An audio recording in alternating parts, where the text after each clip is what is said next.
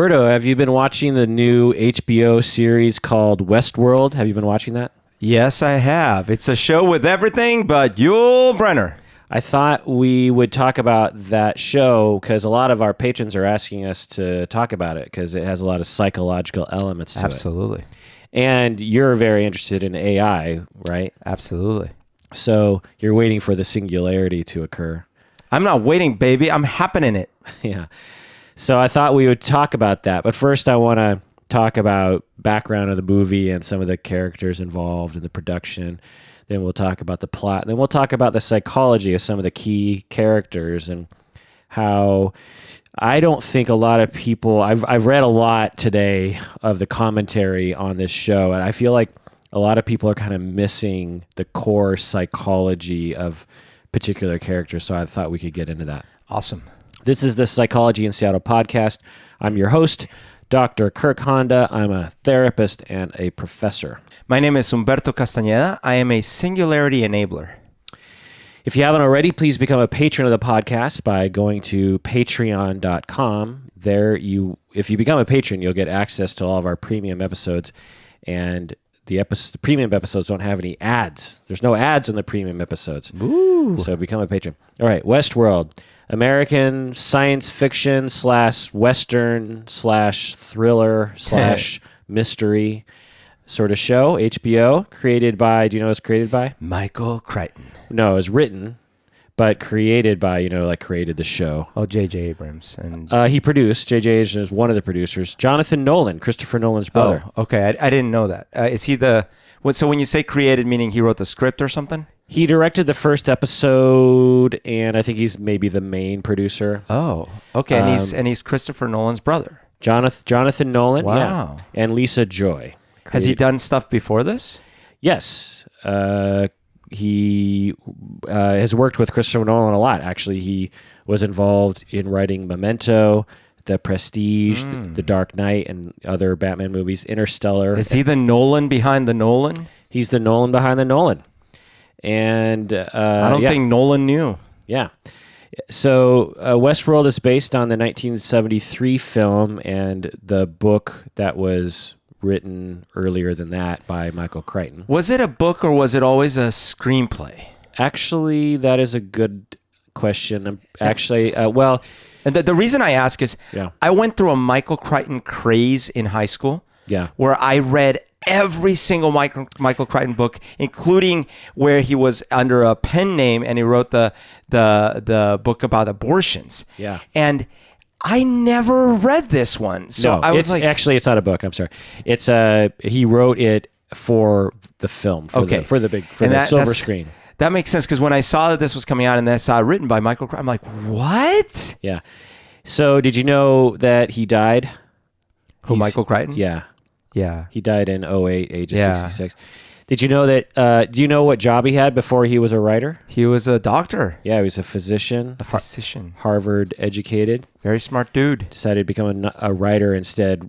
I don't even think he ever worked as a physician longer than a year. I think he wrote his book while he was still in residency or something. What other, what novels that has he written that have been adapted into films? Oh man, everything. Andromeda Strain, Congo, obviously Jurassic Park, the one with the deep, the Sphere, yeah. I think you and I saw that in the theater. Did we see it with Dustin Hoffman? So weird. Oh man, it's terrible. Yeah. Rising Sun. Oh yes. Disclosure.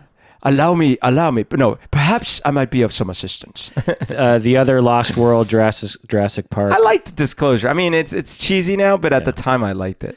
The 13th Warrior. Oh, I love that one. And by the way, the second Jurassic Park book, it was where he broke my heart because, I liked the first book. He wasn't ever like the greatest technical writer, but I was too young to know that anyways. But I loved his concepts, his action in the books and stuff like that.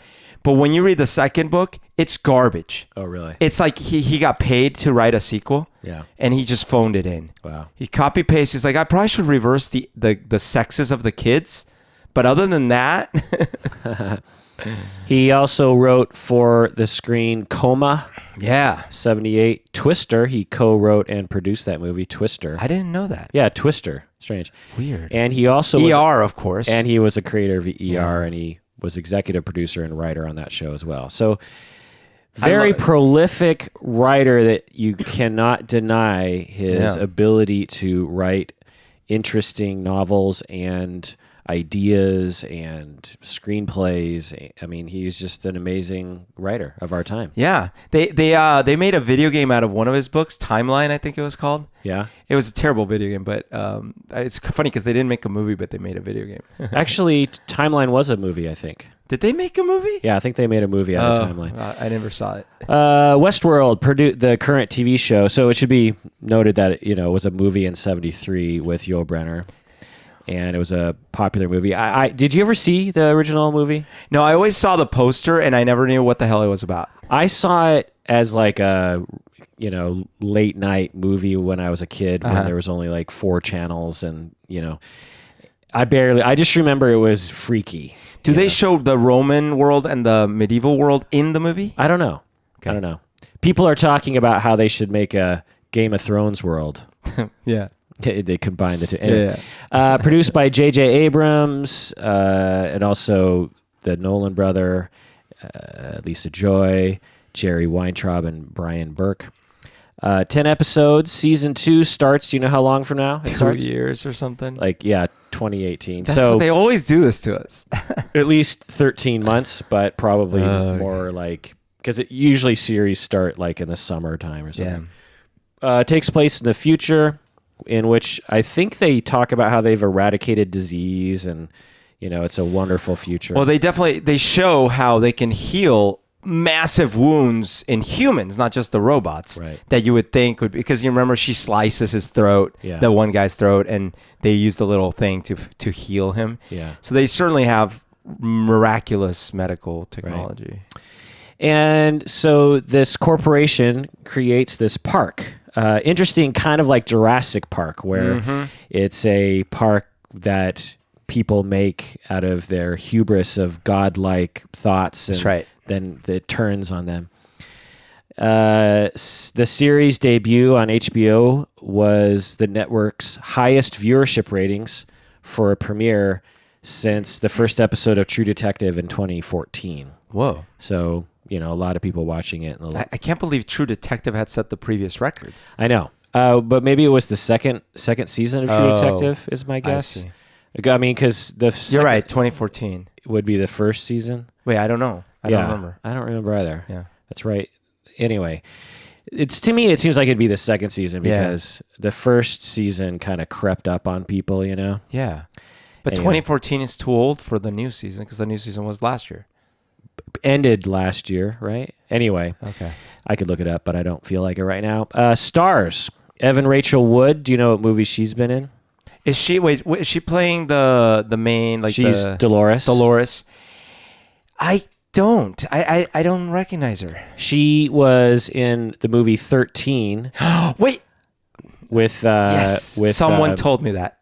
Okay. She was one of the girls or something? She was the girl. Oh my God, 13. she was the girl in 13? Yeah. Holy crap. Yeah, she's the main girl. I actually show that movie in my classes to show a very typical conflict between a single mother and her single mother and her daughter. No wonder. That explains what messed her up so bad. Yeah. She was also in Across the Universe, which you haven't seen yet. Still haven't seen. She was in The Wrestler, which I loved. You probably seen, just don't remember her. She was on The West Wing, which I've never watched. Never watched that. She was in CSI, which I've never watched. So she's been in 2 West things now. She was, West Wing, Westworld, and Wrestler. Oh, and 3 things. She was also in True Blood, apparently. I only watched the first 4 episodes of the first season. The first couple, she's been on Robot Chicken, which is pretty cool. More robots. Okay. Jeffrey Wright is also in it. That's is he William? Bernard. No, it's Bernard. Oh, Bernard. Right. Oh, of course. And he was a great character in the Boardwalk Empire series. Yep. First time I saw him was in Basquiat, in which he plays Basquiat.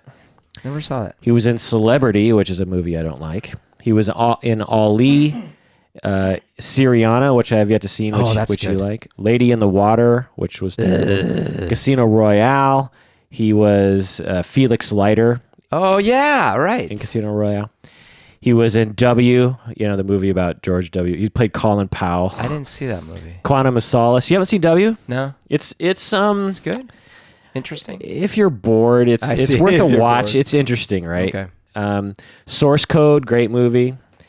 Extremely Loud and Incredibly Close. Is Source Code the one with Jake Gyllenhaal? Yeah. I gotta see that. Oh, I haven't seen it, dude. That's right up your. I know. Alley. Okay. I gotta that's my next to do. I think that movie should be talked about more. Did I tell you I ended up watching Prisoners? Oh, what'd you think? Do a whole thing on Prisoners, dude. Yeah. Did you like it? Oh yeah. Yeah. Really loved it. That guy's amazing. I loved it. Yeah. I could talk about that one for sure. Anyways. Yeah. He was in Hunger Games, The Good Dinosaur. On television, he was in the Young Indiana Jones Chronicles. Remember that show? Yeah. He was in Angels in America. Have you seen this miniseries? I've heard of it. I have not seen it. It's really good. Like it. As you said, Boardwalk Empire, Venture Brothers. Oh, really? And Bojack Horseman. Oh, that is a funny show. I know I will like Bojack Horseman, but I just don't have time to watch it. Yeah. A patron actually asked us to do an episode on Bojack because apparently Bojack has like a weird personality. He does. I would love to do that episode. And then William is Jimmy Simpson. Do you know what he is most known for? Most known? No. I know that I saw him in something that cemented him for me as kind of a Weasley kind of guy. Well, he usually plays Weasley characters, but the main thing I know him from is one of the McPoyles on. Yes, that's what I was thinking. It's Always Sunny. Yeah, he is. So whenever watching Westworld, I never was able to shake the McPoyle out of him. Like I just see him as one of the McPoyles. I thought he did a good job, like a really good job, because in spite of that, because you're right. Yeah. I mean, a McPoyle. How do you shake a McPoyle? Plus, he usually plays like a creeper. Yeah. He like in the House of Cards, he plays a creepy. Oh, right. He's got a creepy face. Yeah. But at the same time, the way they made him look and the way he acted, I bought his character. Yeah, I don't think it was that bad. All right, let's get into the plot, what I liked, what I disliked, what you disliked. It's going to be all spoilers. Spoiler. This is post season 1, episode 10. Yeah. Which just came out recently. So if you haven't seen it, watch this podcast first. All right, Berto, what'd you like, what'd you dislike about this 10 episode series? Yeah, the three things I loved. Number one, the exploration of consciousness. Yeah. That's great. It's a lot of fun.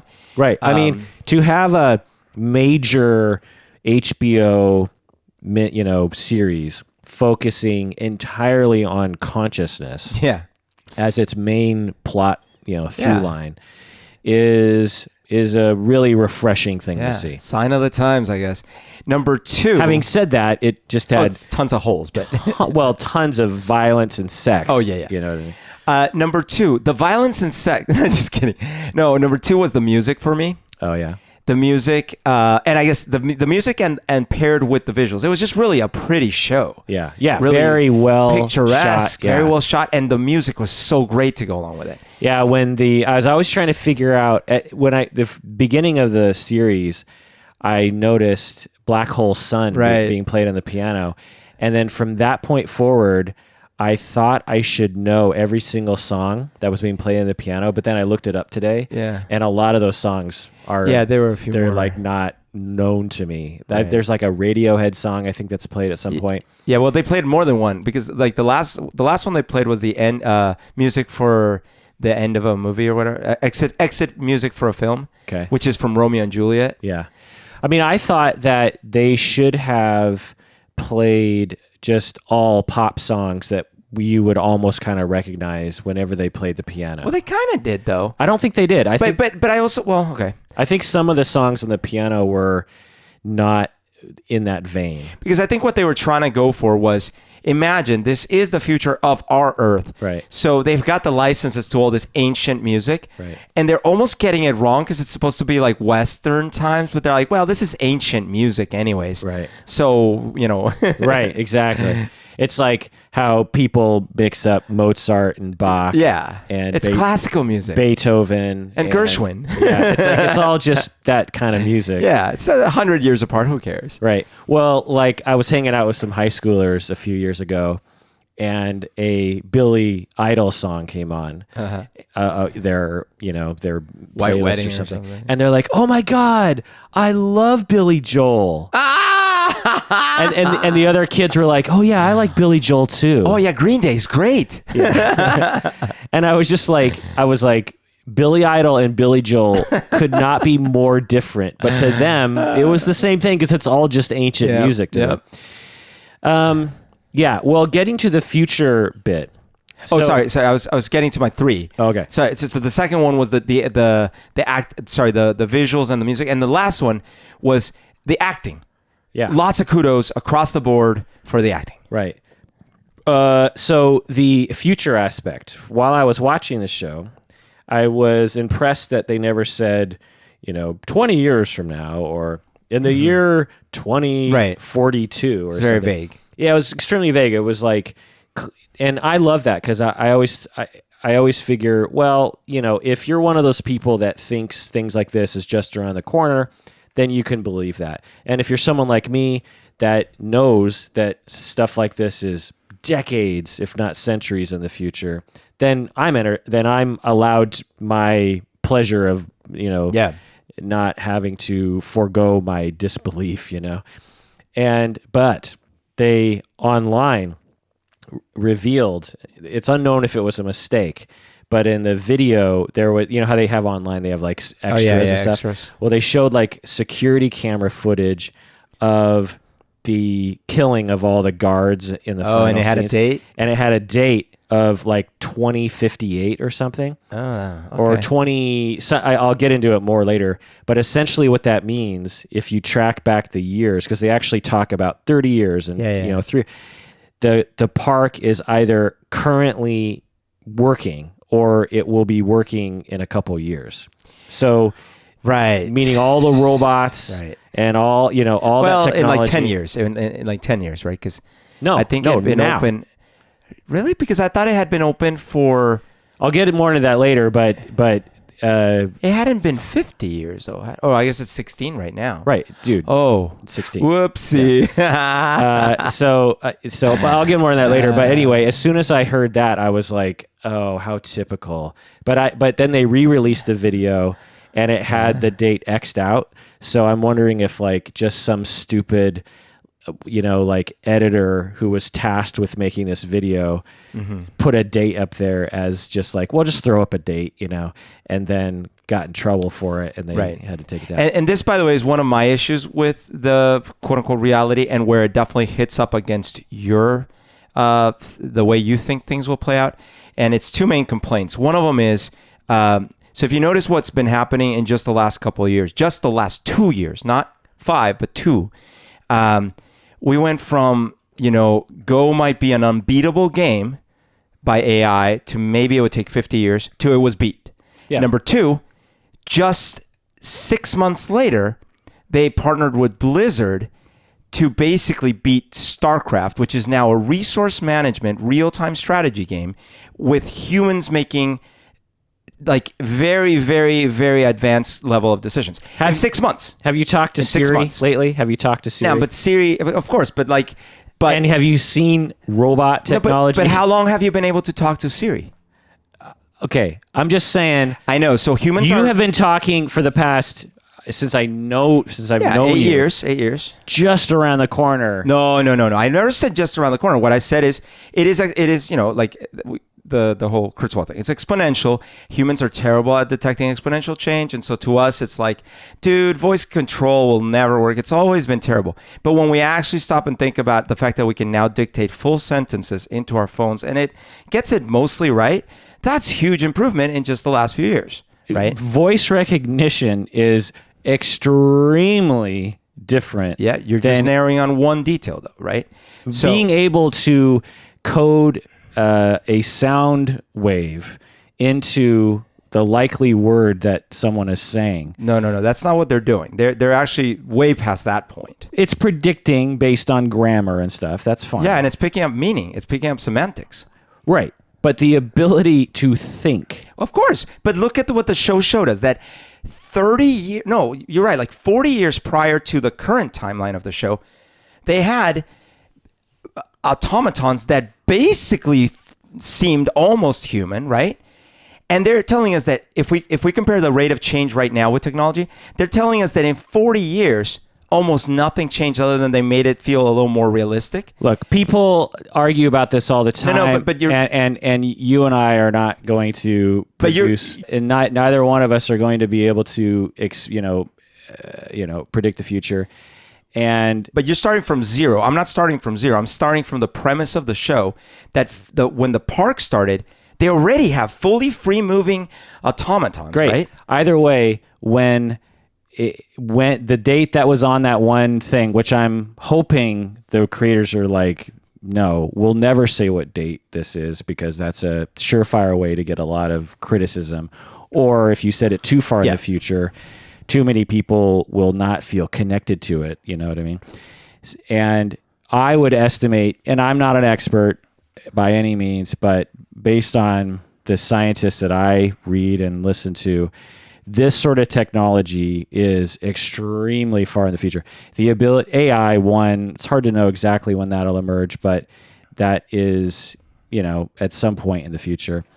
And the robotics, and, Bernard was a robot and was interfacing physically, having sex with a human, and was undetectable, not only as an AI, but as a physical body, having sex, kissing, and, having intercourse, presumably, and the hair on his chest, and, walking around, and, that is just, so what I hope is that the creators are like, look, who cares what date it is? It's far in the future. It's some point in the future whenever this happens to us, because it'll happen eventually. We will absolutely eventually create AI. We will absolutely eventually create robots that can do that sort of stuff. And who cares about exactly when it is? It's just, some point in the future. That part I'm not disagreeing with. Like, in fact, I definitely agree with you that the timeline doesn't make sense, given that what you're saying is that the park needs to open very soon here. Yeah. I totally agree. Or was 2015. According to the calculations, it could have opened last year. So I totally agree that timeline, even if it were 2025, that timeline doesn't make sense. Yeah. But what I'm disagreeing with the show on, it's two parts. One of them is that 40 years between when the park is created to where they're showing us, that does not demonstrate enough technological advancement for 40 years based on what we've seen in the last 40 years. Right. And number two, the premise of the thing, and this is like now where you were just saying, Bernard seemed completely human. Right. And since we have no way to know what consciousness feels like for someone else, right? Mm-hmm. There's actually no verifiable way to kind of say that Bernard's experience of consciousness isn't just as valid is our experience of consciousness, even if mechanistically it was happening differently. Right. Because he seems indistinguishable than one of us. Yeah. Now, so that's where I was saying, like, all right, well, that's where they're fudging it a little bit, where like to gain true consciousness. Well, that dude, the only hints would be like, oh, but look, we got these overrides, like Cecil motor function, all these kind of things. Humans have different kinds of overrides, depending on chemicals that you could be given, you could be shut off as well, you know. Let's get into the debate about consciousness more in a second. Yeah. But first, let's take a break. What do you say? Let's take it.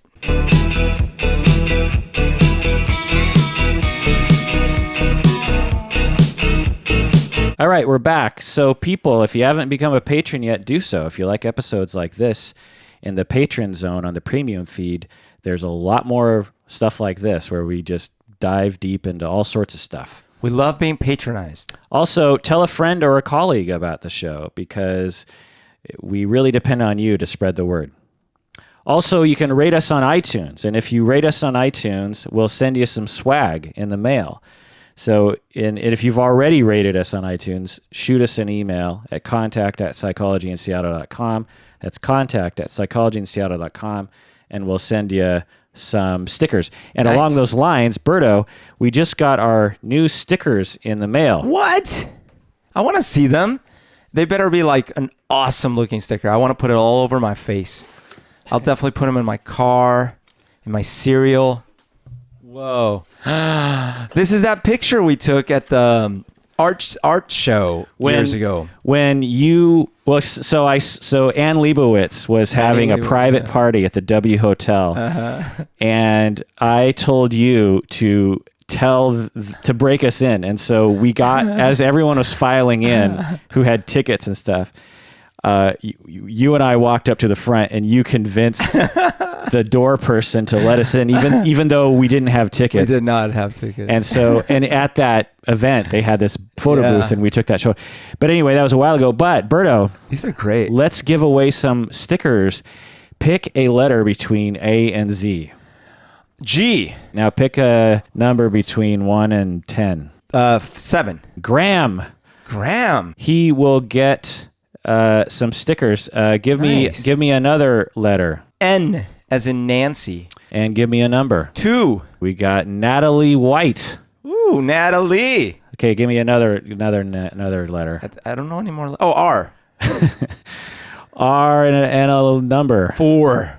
For Rebecca Davis. Rebecca. All right, you 3 patrons are going to get some stickers in the mail. Nice. All right, let's get back to the episode here. All right, here's what I like about the show. I liked some of the acting. Some of the acting I didn't really like, actually.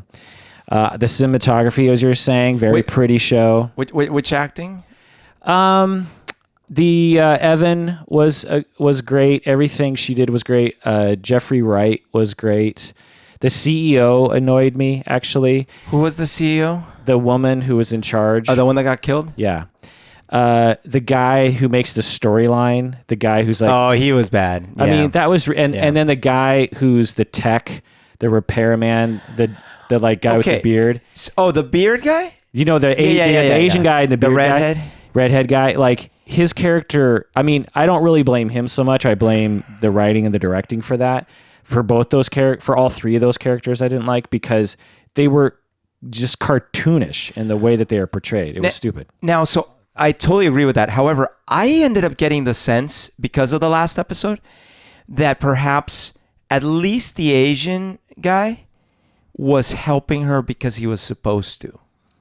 What do you mean? What does that have to do with the bad acting? Well, meaning that I think you're probably right that it was just bad acting / writing or whatever. But I all along was kind of annoyed. Like, wait, why are they still going along with this nefarious plot? I know. But then I got the sense, wait, if she was programmed to do this, I wonder if he got pulled aside by Fine, Ford. That's a completely different topic. I mean, but that might be why he was acting that way, though. Because he's like trying to pretend like he's not going along with it, but he really is. I'm not talking about the Asian. I'm talking about the guy with the beard. Well, he might have been in on it too, but you're right. Dude, the guy with the beard was I'm sure he's a great actor, but all right, the writing was, I mean, he was always like, like he was just whiny. He acted like a 12-year-old dick. You know, it's like and then some of the other people too, like that Ellie, the programmer, the girl who works on the psychology, behavior or something. I liked her okay. Again, good acting, I thought, but the just very adolescent. Some of the scenes felt extremely adolescent to me. And there were a couple episodes, like the 3rd and 4th, that were they dragged. You know, they were slow. Well, I'll get more into that and stuff. Yeah. So I like the premise of the show. Again, Evan Wood, Jeffrey Wright, Anthony Hopkins is great. The final episode I loved, very satisfying.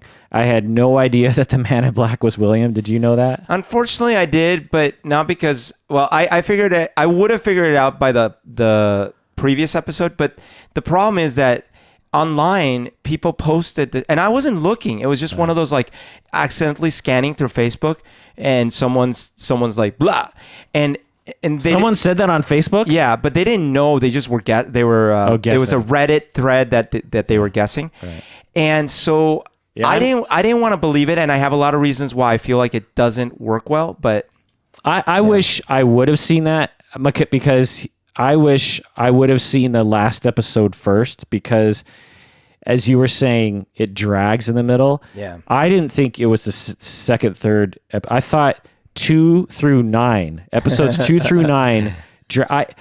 I repeatedly threw up my hands and said, I'm done with the show. Really? After like episode 4, because episode 1 I loved. I was like, oh my God, this is going to be amazing. 1 was great. And then 2, I was like, okay, they're getting into it. And then 3 was like... 3 was really slow. I was like, 3, okay, what's and repetitive. happening? They kept repeating kind of the same. Yeah, they kept having these flashbacks and like, people see all these dead people and then they're not. And then like they hear voices and again, now that I know what the storyline is, I actually feel like I'm going to go back and rewatch the whole... Like the Sixth Sense. Because I think I'm going to like it a lot more, because I'm going to know what's happening. Yeah. Because at the time I was like, another flashback that I don't understand, another weird sort of, situation where things are inconsistent, but that's because the timelines were all off. I did feel that episodes 8 and 9, though, moved a lot faster than the previous episodes. But 9 maybe, but 8, yeah, but there were still like these weird I personally had no idea what was happening. I had no idea what the maze was. I had no idea that Bernard was a robot. I had no idea, like all of it was just, I just was completely lost. Yeah. And so, I feel like they made the show knowing that people would start talking about it online. Yeah. And so they made it so obscure that even if you read stuff online, it would still have big question marks. Sure, yeah. But what that does for me as someone who just casually watches a show on Sunday night, I'm like, what the hell?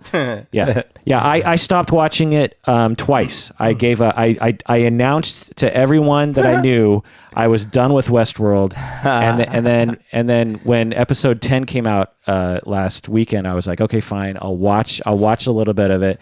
And actually, about 5 minutes into it, I was like, and I read the plot. I just read the entire plot, and I was like, oh, this episode might actually be good to watch. And so I watched it, and it was very satisfying.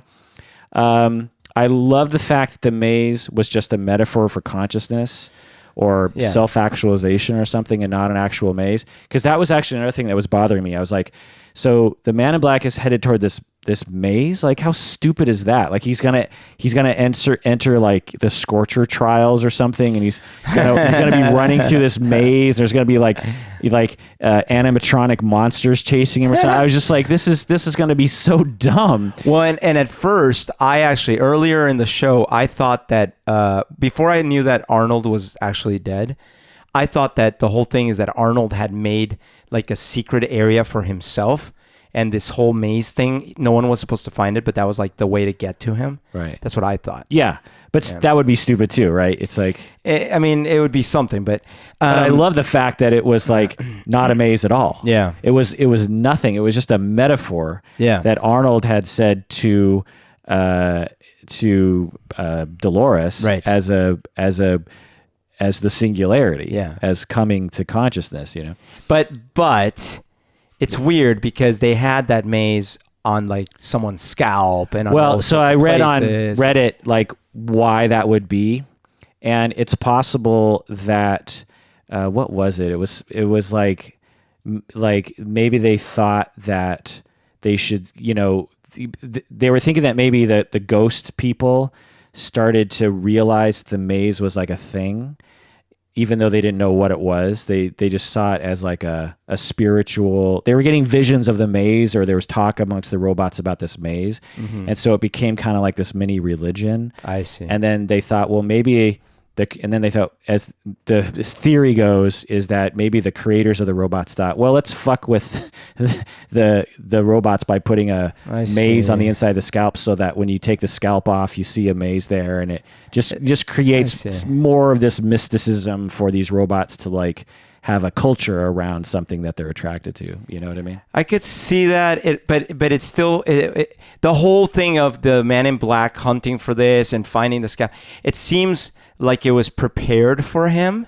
Yeah. And by the way, I have a theory that the Man in Black is also a robot at this point. Yeah. Because, well, first of all, Yul Brynner was a robot and he was the Man in Black in the old one, but that's not the real reason I think it. The real reason is he seems to have been put as an antagonist to push Dolores to that boundary. Yeah. And number two, he gets his arm broken, but then the next scene, and maybe it's just editing continuity problem, he's at the party, his arm's not broken. No, his arm is he is walking with his arm, kind of holding it. No, his arm is completely mobile, presumably because he got quickly. He's changed too. He's like in a different outfit, I think. I guess they can't heal humans. We saw that they can heal humans. Right. That's true. And it wasn't necessarily broken. It could have been sprained or even dislocated. That's to me. I saw the injury that Dolores did to him. Yeah. I would have thought it was a dislocation because she uses the arm as a lever really close to the shoulder, and you hear like a cracking noise. Yeah. And to me but anyway. Okay, that could be. Well, and maybe it does. Well, obviously, if you believe that the nothing has changed from what he said, which is he was William when he was young and he's aged, well, then he's certainly not a robot because they don't. Yeah, really I don't age. think he's a robot, and I really hope that they don't do that. In fact, I kind of like the fact that they didn't fall into a lot of those traps. Like everyone's a robot, or it's all just a dream, or. But it's hard because like without him, Dolores wouldn't have gotten to the point of finding the maze and blah blah blah. Well, let's get more into that in a second because we'll talk about the plot. I also like the way the OS looked on their little pads, and I like their pads. You know, that the pads that folded, into like a small. It's the size of a big iPhone, but then it folds out into a big iPad. Well, we would expect 50 years from now. Yeah. But yeah, because usually whenever they make OS, and I'm sure you can agree with me, in movies and TV, it's always the most ridiculous looking. Like the cursor moves really slowly across the screen because you can tell it's like an animation on an actual mouse, and you can tell like there's all this gobbledygook. Like when they were looking at the code of Maeve. And they're like, actually, you've been programmed to escape the park. You can actually, it looks like program language, right? Sure, yeah. It looks like actual code, right? The if-thens and the Pascal indents and all that kind of stuff. I'm just trying to throw out my code knowledge, but name dropping. Yeah, but it's someone really consulted with actual OS designers to figure out a way, or just had that artistic knowledge or something.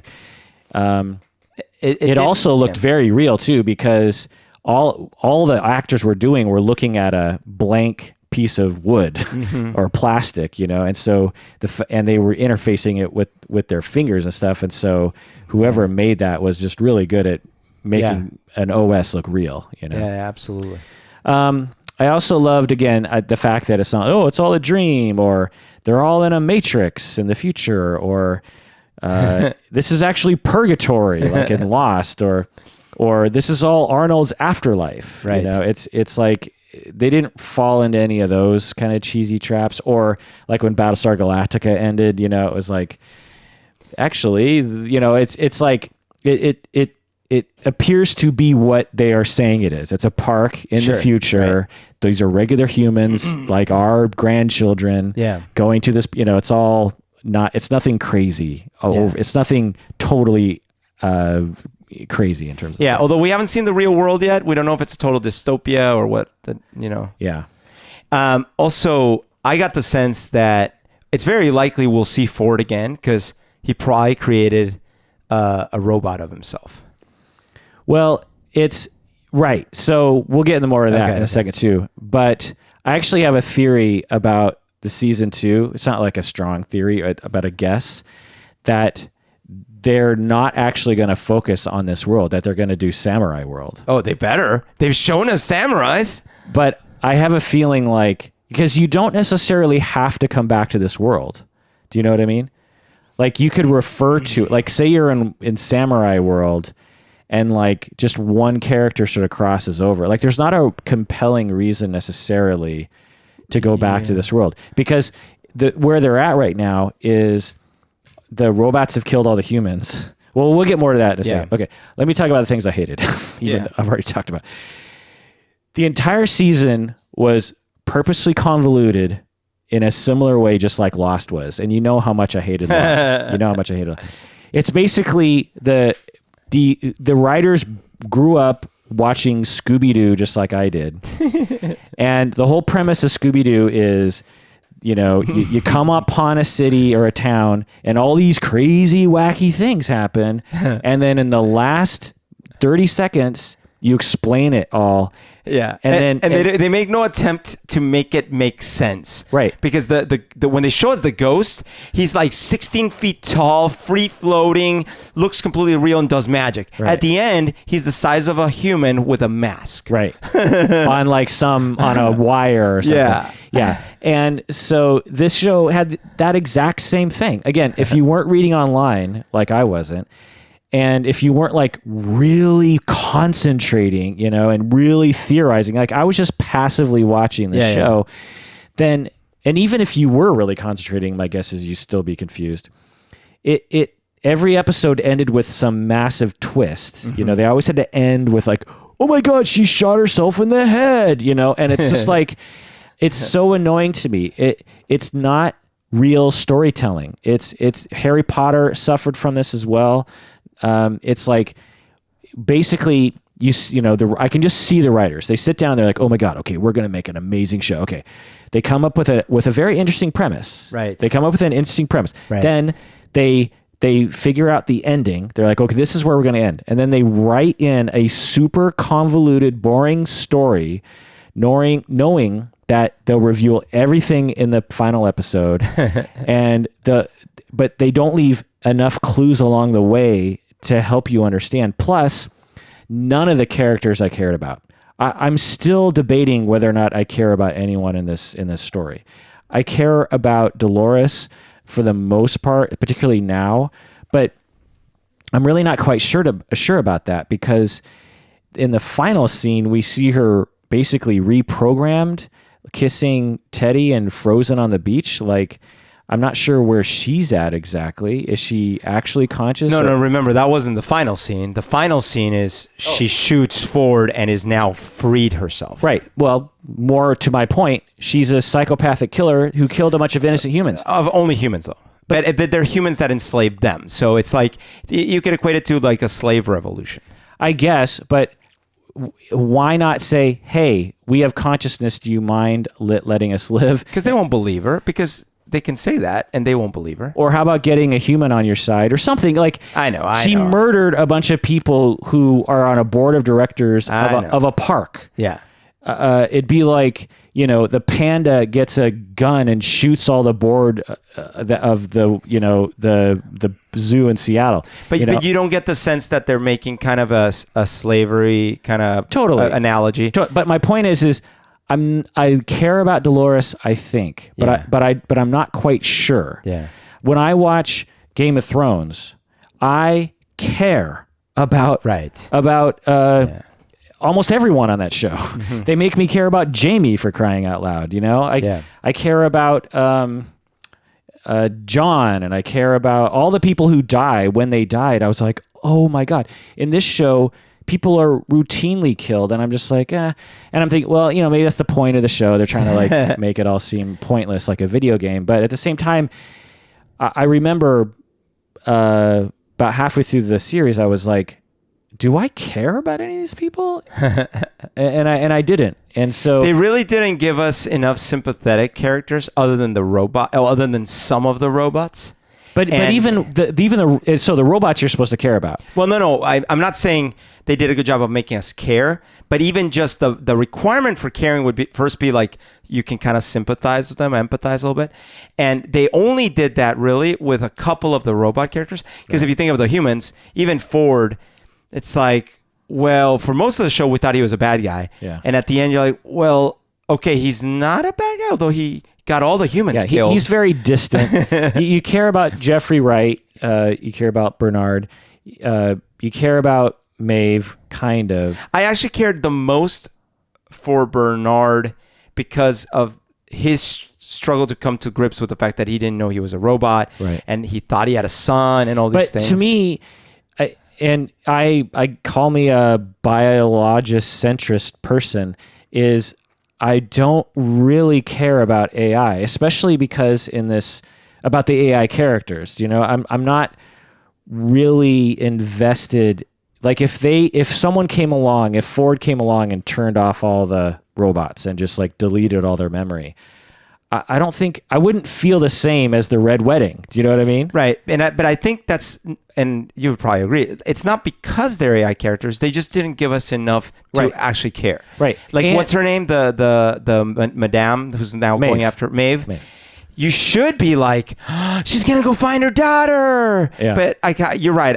The only thing I actually care about is that she also turned a corner and now made a decision against her programming. Right. Okay, that's interesting. It's interesting, but she's a machine. And well, but we are all machines, right? Well, but I didn't care enough about her. And partially because they routinely turned them off, the robots we cared about. And like the way that now that I'm thinking about it, they could have made me really care is if they would have said, if Ford would have like said, okay, everyone, I've reprogrammed all the robots. And if you even try to touch their programming, they're going to die. They're going to be complete. They'll just turn off and that personality will be completely erased. Yeah. Like to me, the fact that with Maeve, for instance, she could interface with a computer and basically like meld knowledge into her brain about stuff, because that's what she was doing, was like, she's not really a human. Like, I understand AI and, in the future, AI should get rights and everything, but I just didn't care about these characters. Well, and they also demonstrated, unless we missed something, that their consciousness, their whole brain is not contained only in their body. Right. It's contained somewhere in some backup. Right. Because she was fully burned, recreated from scratch, and still her AI was restored. Right. So it's not, I don't feel afraid for them the way that I do for human subjects in other movies. Of course, that is kind of their point, is like, hey, we don't have to die, actually. Yeah. But, Man in Black, I didn't care about. William, I didn't care about. I thought he was kind of one-dimensional. I just didn't. Bernard was just kind of like, this intellectual, slow talker. I cared about William at first, the first couple of times he was introduced. Right, because he's entering the park. Just he's one of us, right? And he was like not evil and willing to do these things. Yeah. And his friend's like an asshole. But he didn't have any fun. Like, they didn't inject any humanness in the humans. They didn't have, like, Logan, William's buddy, right, was this totally cartoonish asshole. Yeah. And William, he should have been the one that should have been like, hey, let's have some fun. Yeah. What would you and I do? Well, let me ask you, Berto, but let's take a break first, then we'll get back and we'll talk about what Berto would do if he entered the park. What do you say? Yeah.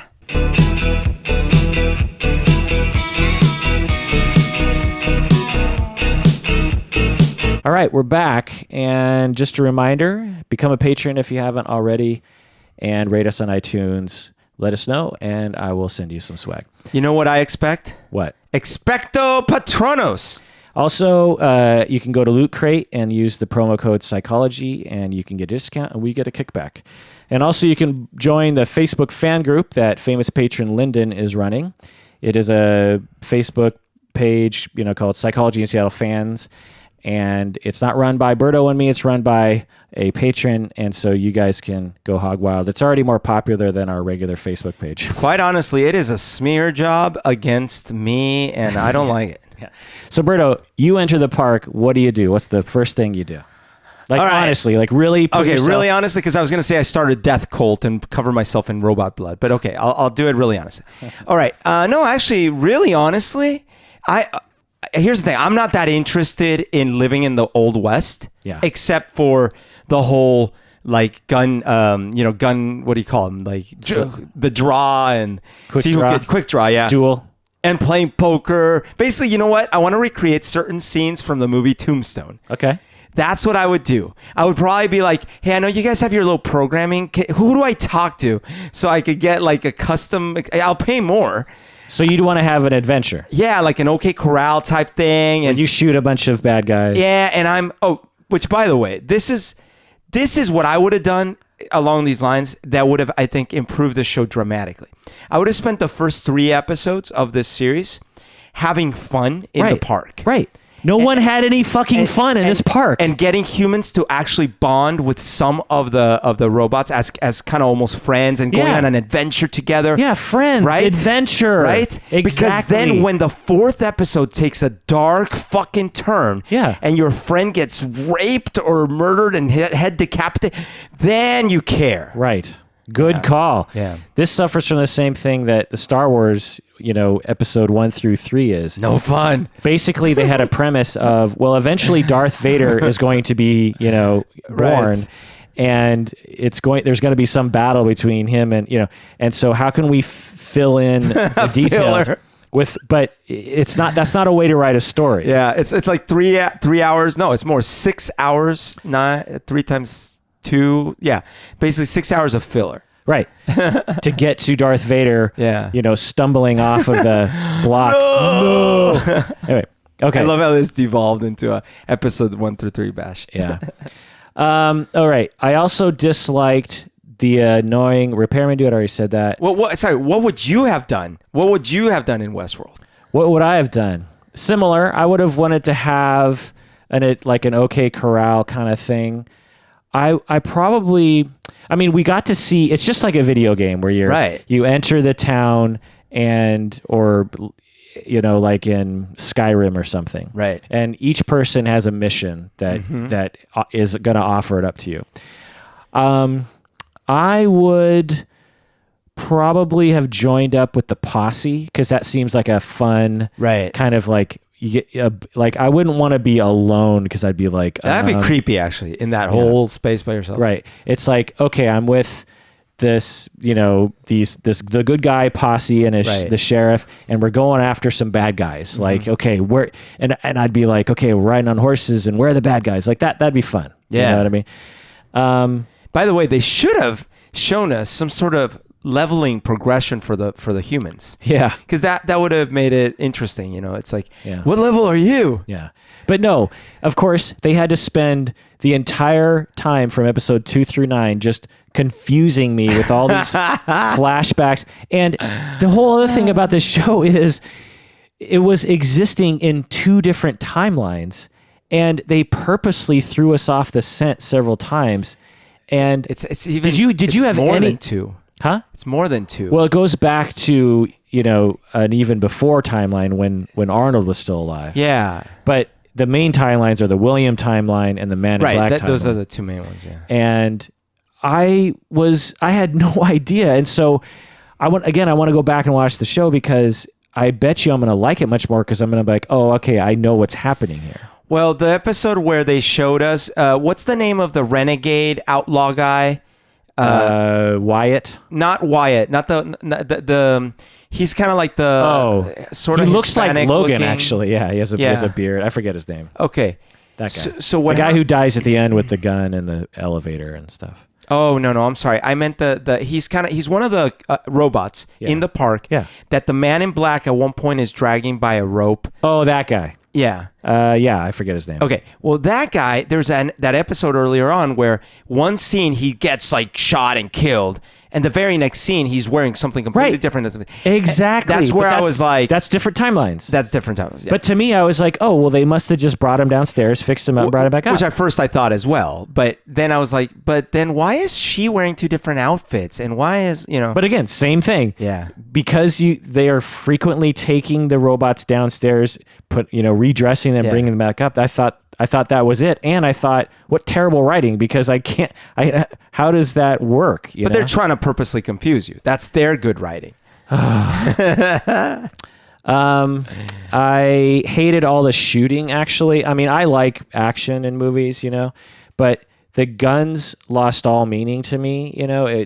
I felt like every episode, at least, like 300 people had to be shot in every episode. And this is a good point. Again, if they had more of a gamification showing gamification aspects with the humans, because, okay, so you don't have to kill the humans, but maybe you get incapacitated, or at least you get, points taken or whatever. Like you lose that round. You have to start over. Right. Stuff like that, because there really was 0 consequence for the human. Right.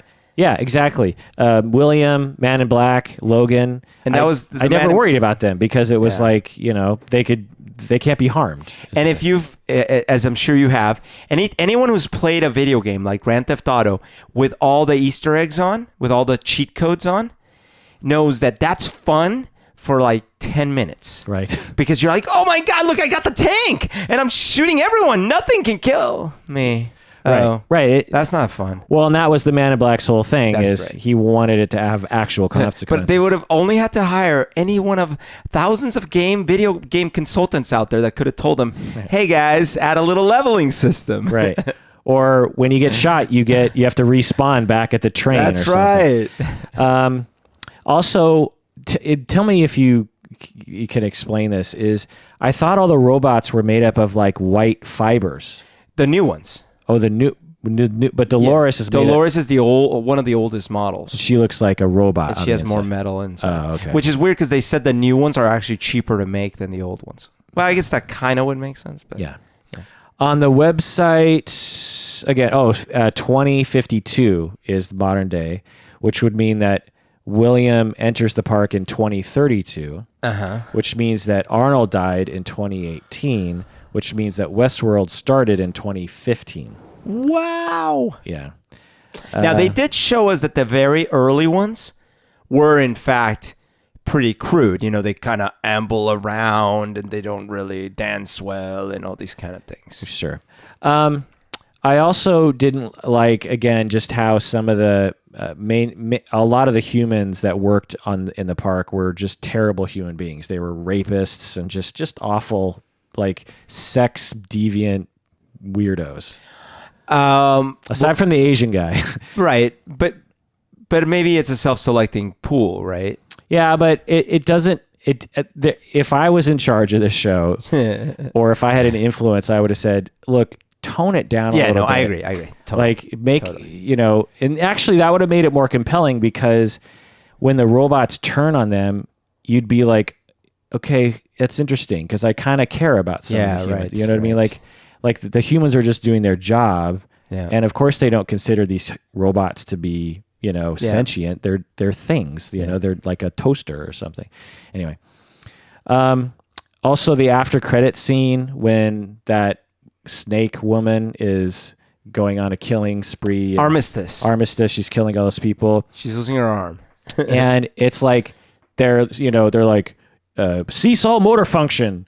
Okay, by that point, tens, hundreds of humans have been shot by her. And, why not just shoot her? Because she's not a black male. Yeah. It's like, and we're supposed to believe that she managed to kill those people when all these professional military trained guards have guns trained on her. And all they have to do is shoot her. But there were samurai swords sitting right next to her. Yeah. Also, the dumbest thing that I tried to find any logical explanation for, and no one really had it, was no one knew that Bernard wasn't Arnold. Well, that is weird, but the only thought I had, it was enough time had passed that the only person that was originally working in the park. Okay. No, there's no news. There's no Wikipedia pages showing the original creators. No. Yeah. Or no one alive. No one. Right. Not a single person. Not one. Right. And, that's just stupid. Plus, they look different. One was wearing like a bow tie, and then the other one. Right. Yeah. I mean, it'd be like if Walt Disney had a brother who he created, all of Walt Disney together and died. And then, and then years later, Walt Disney created a robot that looked just like his brother. Like, no one's going to be like, that guy looks just like your brother. Yeah, that's so weird. And your young brother, too. Yeah. And the other thing is, like, a corporation, presumably that does background checks on people, doesn't know, you know what I mean? Like, it's just the whole premise is stupid. I mean, he's got a bit of a resemblance, but... I mean... Okay, just imagine how this all started. Ford makes this robot in a basement that looks just like his dead best friend. Yeah. He brings Bernard into the park and says, I've hired a new dude. An AI specialist. Oh, what university is he from? Yeah. I know all the major researchers. And he has, guess what? The exact backstory as Arnold did. He has all of Arnold's memories. Well, to be fair, a lot of black males have black children. Who died. Well, okay. Yeah. You know what I mean? Like you gave him... What probably actually happened is everyone was looking at each other going like, what is he trying to pull here? I mean, does he not realize? But he's the kind of like the main guy. Crazy so they're guys like, shh, let him have his thing. So it turns out everyone knew except for Bernard. Okay. So let's go over this story because I kind of need to walk myself through this. We've already walked. Okay. So Ford and Arnold create the park. By the way, it's Park 1. Right. So it's, because there's like Samurai Park. I wonder how many they have. Yeah. Arnold they should have called it Park 3 or 5. Oh, yeah, like episode 4. You know what I mean? Yeah. Arnold wants to create consciousness, maybe motivated by the death of his son. Oh, interesting. I didn't even think of that. Yeah. Okay, because he wanted to, of course, overcome death. Yeah. That makes sense. And Ford is just like, look, it's a business. It's a business. Don't create consciousness. It's just going to complicate. Plus, you can't do it anyways. Yeah. Arnold figures out that consciousness is a maze, and they talk about this in the final episode. Arnold originally thought that consciousness was a journey upward in a pyramid from you need memory. So let's just kind of walk ourselves through this consciousness model. Right. In order to have consciousness, first thing you need memory, which makes sense. If you're some sort of creature and you can't remember a single thing past 30 seconds, it's hard to have a personality or consciousness. Yeah. But having said that, you could take a human and give them a memory impairment. Yeah. Are they not conscious? Yeah, we don't know where that threshold is. You're right. It's certainly you don't need 30 years of memories because little children past a certain developmental stage, we can say, oh, they're pretty conscious, right? And certainly even people with big memory loss or even other damage, you could say, oh, they're pretty conscious. But point taken, you need some amount of memory. Fine. Yeah, right. You need some amount of memory. Or your personality, if you want a rich personality, you need at least some level of memory in your past. A 6-month-old doesn't have a rich personality yet. You know what I mean? The second thing you need is improvisation, which I think is just a word for free will, essentially. The ability to go off, to make up your own script, essentially. Yeah, basically, and by the way, philosophically, that's impossible to prove anyways, right? But essentially the appearance of free will, right? The appearance of free will. Well, or at least the code that makes it so that you can, quote unquote, not be bound by someone's prescriptive program. When you program the toaster, you press down this lever, and when it gets hot enough and this timer goes off, it pops open. The toaster can't say, today I'm gonna stay on an extra 10 minutes, or today I'm gonna turn on randomly without, you as a consciousness, we could the broader thing here, and you've kind of alluded to it, is that consciousness, there is no decided upon definition of what is consciousness. It's a threshold even. It's a philosophy. Is a 1-month-old, does it have consciousness? Does a zygote have consciousness? Does an ant have consciousness? Right. Does Siri have consciousness? Right. Do our best AI machines have consciousness? The best we could do is give it ranges to say things like, look, this entity seems about as aware and personality rich as this kind of human. Well, and you could say things like that. Well, the only reason why we would even be interested in so-called ranges is because we would have policies or laws or regulations based on that. The fact that ants may or may not have consciousness based on your definition, it doesn't matter because ants don't have any rights. Yeah. So we actually already deal, from a legal standpoint, we deal with these questions when it comes to animals, right? There are animals protected by law to certain extents, and there are animals that really don't have any legal protection. Right. There are people that advocate, there's studies that have been shown with octopi that but those are usually number of but those are usually based on people's gut feeling about the animal, right? You mean the legal decisions? Yeah. Sure, but then they could have consultants about things like markers of self-awareness or brain size, any number of things that they could agree on. But there's no way to definitively decide on this. It's not something that one can discover. But we have to take a break, so let's take a break. What do you say? Let's do it.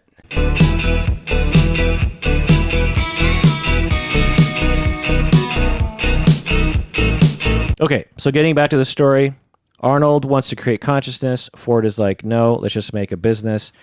Arnold figures out that consciousness is not just memory.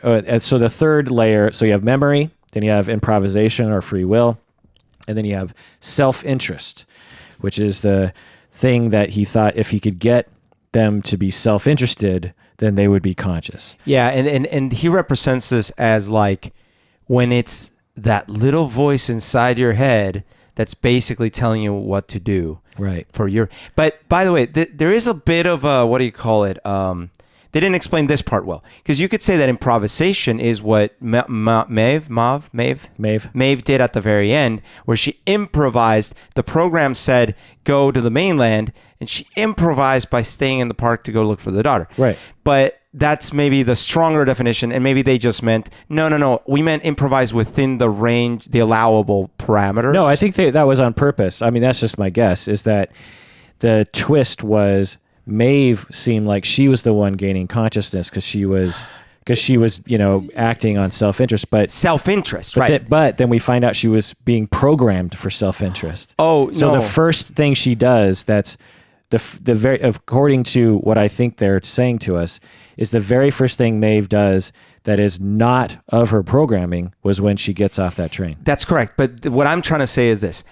So yes, we see that in the program, it says all the way to go to the mainland. And at the end, she gets off the train to go look for the daughter. That to me is, like you're saying, that's the proof that she also broke through, just like Dolores. Dolores did, yeah. But what I'm saying is a little bit of a disconnect.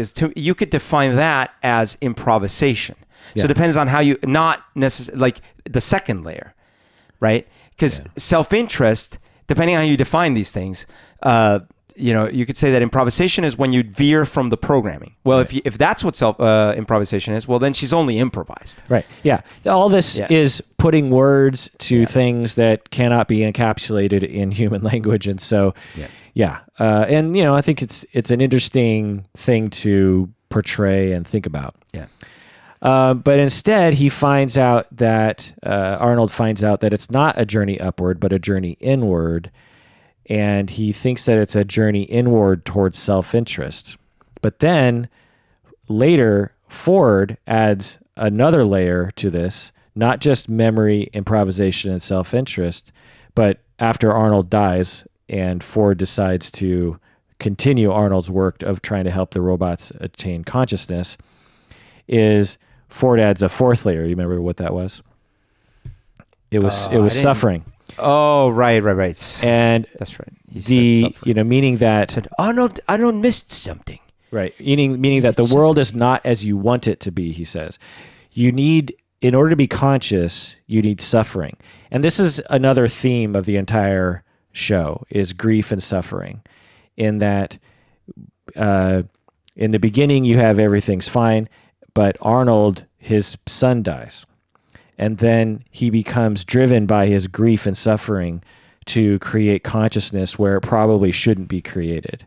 And then because people are going to come and take away the consciousness of his robots and deprogram them, he decides he wants to shut down the park and save the robots, or like save the robots from being conscious beings that are being tortured all the time. And so he tells Dolores to kill him because he's trying to shut down the park.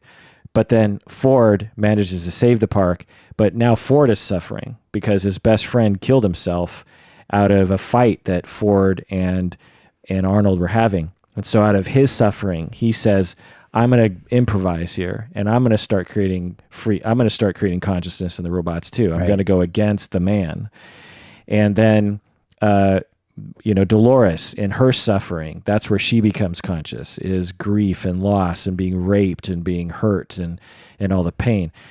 William, when he loses Dolores and can't find her, when Logan, stabs her to prove that she's a robot, and William sees Dolores, stabbed, and Dolores runs off.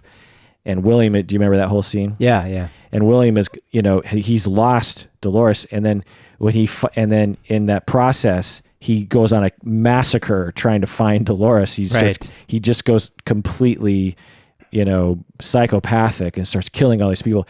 And then he goes back, he gives up, goes back to town. There's Dolores, back in the loop again, and she's flirting with another guy. In that moment, William is like, I fell in love with a robot who doesn't even know who I am anymore, and doesn't care, and is right in front of me flirting with another guy. That's right. And I have now lost. I've thrown away my fiance. I've disavowed my entire life for this one robot, and I've lost that. And through that suffering, he decides to become a cold-hearted businessman. And he takes over the business, and he becomes very successful, presumably as like an unfeeling guy. His marriage goes down the tubes because he's a dick. He's turned into this asshole. And his wife kills himself, right? Doesn't Williams? Eventually his wife dies or kills herself. Oh no, killed herself. I think she kills herself, presumably because he was a dick. Because William's an asshole. And then from that loss, William goes back to the park. And goes even more apeshit. And goes more even apeshit because tries to find the maze and becomes more psychopathic. Yeah. And so the entire show, as you can see, is just a string of death and grief and suffering. And so and you're talking about the viewer's experience. Yeah. And so, and I really like that. I like, I'm a big into grief and suffering sort of guy. And so, so my two criticisms about those last two levels, self-interest, depending on how you define it, is like the first easiest thing you could do to an automaton, because basically program it in. An ant has self-interest if you define it a certain way, right? Yeah. I mean, you could program a robot to say, like, if someone is coming at you with a blowtorch, like run away. Yeah, I mean, or if there's electricity and there's only one outlet and there's 5 robots, push the other robots aside and get to it. Everything we humans do is because we're hungry, we're horny, we're sleepy, and then more advanced layered behaviors. I'm jealous because that might mean I might eventually die because that guy's taking my wife, my place in the tribe, all these things get layered, right? Yeah. But anyways, and then the fourth thing, that the suffering, it's so interesting because, and of course a lot more about this, but it seems to me when someone suffers, like in the real time as they're suffering, they go more into like either a fight or flight behavior. Sometimes they might even dissociate if the suffering is severe enough. And in my mind, that kind of shuts down a lot of what we would consider their more rich humanity. So if anything, I would feel that thriving is what makes us human as opposed to suffering. Depending on your definition of consciousness, right? Yeah. And perhaps in the moment, but after the suffering, maybe is when you're, you're not fight or flight, and you're remembering the suffering, or you're having sort of low grade ongoing grief, and that sadness is a part of being human. When I was much younger, I remember thinking and saying to people, to my male friends and to women, frankly, that you're not a real person until you've had your heart broken. I was probably 16 when I was spouting that stupidness, but it's along these lines of, I remember all of me and my friends, there was us before we had our heart broken and us after we had our heart broken. Uh-huh. And I remember noticing a big jump in personality development when I was a teenager. Because before you have your heart broken, you're, potentially really naive. And I mean heartbroken, not necessarily romantically, but maybe your father leaves you, or your mother dies or something. Right. But if you've had a relatively easy life and then your first romantic partner dumps you, I remember thinking that's when you really become a person. Because before that, you don't really know what you are, what you're capable of, what life is about. You're basically thinking, it's basically innocence. It's just like, well, life was good and everything good will just come to me. Yeah. And the world, I can trust it. I can trust people. I can trust everybody with everything, you know?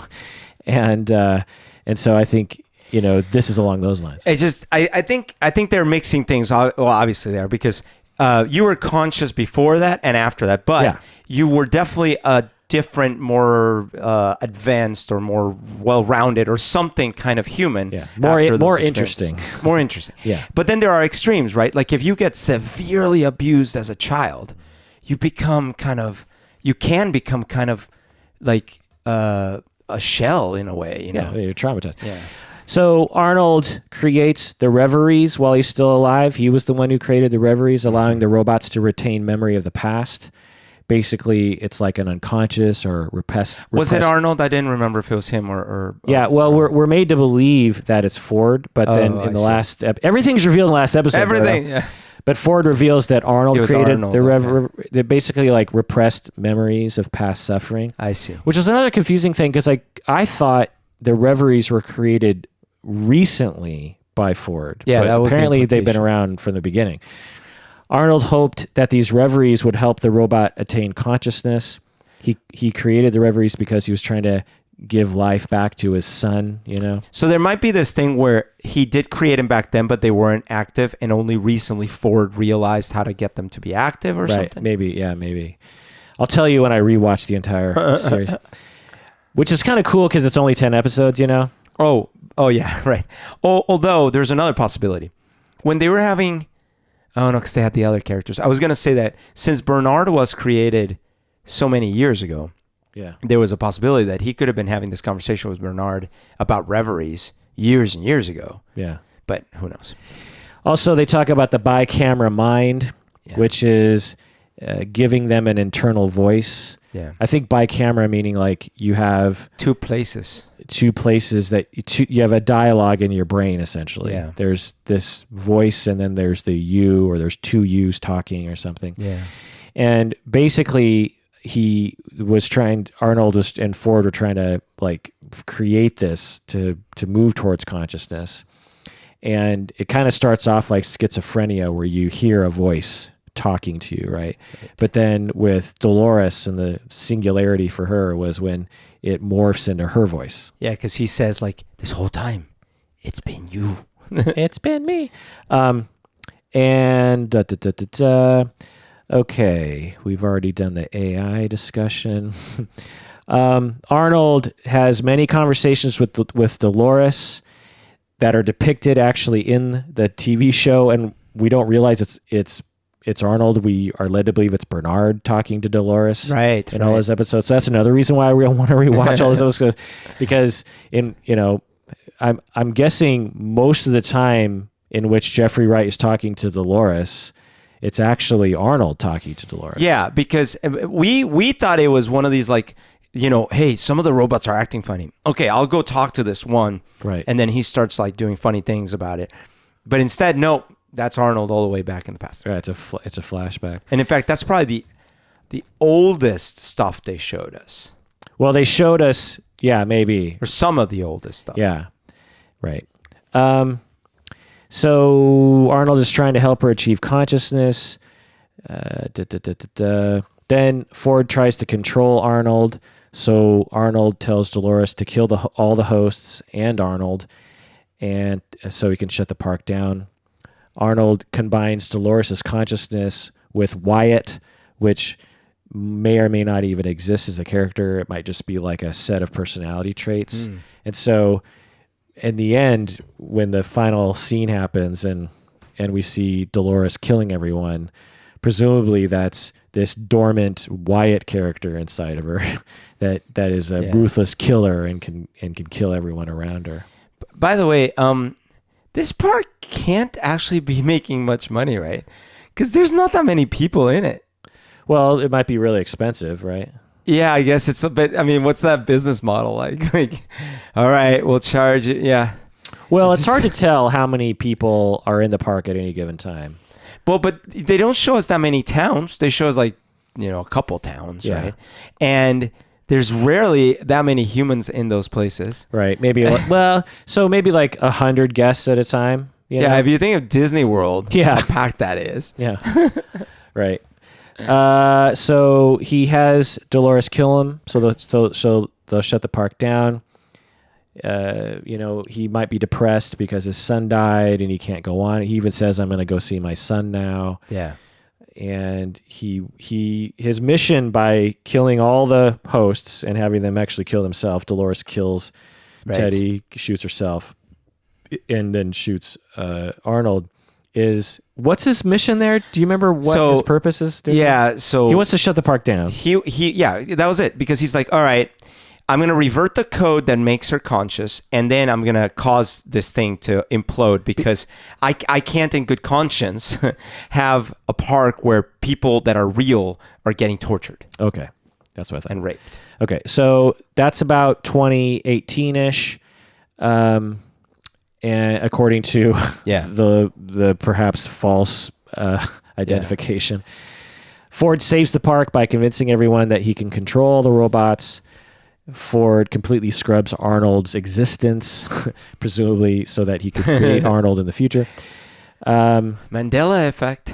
Yeah, this is I've been noticing a lot of things like that lately. Actually, like every once in a while, I'll come across something and I'm like, I thought the movie title was "Of," not "In" or something. 2022, William and Logan enter the park.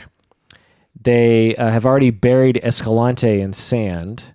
That was another whole confusing thing to me too. I'm like, so how did they just cover it in sand and now that's no longer covered in sand? That one town where where the massacre took place. Okay, that city is. Did you notice that it's the backdrop behind Escalante is where they shot that famous Star Trek scene with the Gorn? Really? I didn't notice that diagonal. I know what it is, but I didn't. I think it's in Bill and Ted's. Yeah, it's in a lot of stuff. But yeah, the Gorn. I rewatched Kirk versus the Gorn today on YouTube. It is the dumbest fight scene of all time. Yeah, it looks. If you made a parody of a fight scene, you'd say that's taking it too far. Yeah. I mean, you got anyone out there watch it. Go to YouTube, watch Kirk versus Gorn. And you will see the dumbest fight of all time. And you have to really wonder why they couldn't make a better fight scene. Yeah, it's really bad. Like there are better fight scenes in Star Trek. Like something went wrong with this particular and even scene. older westerns. Yeah. It's worse than Yoda versus Dooku. Oh no.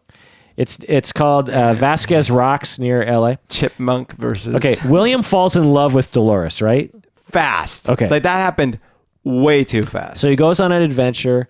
Dolores is seeking the maze. Yeah. Because that's kind of in her head, right?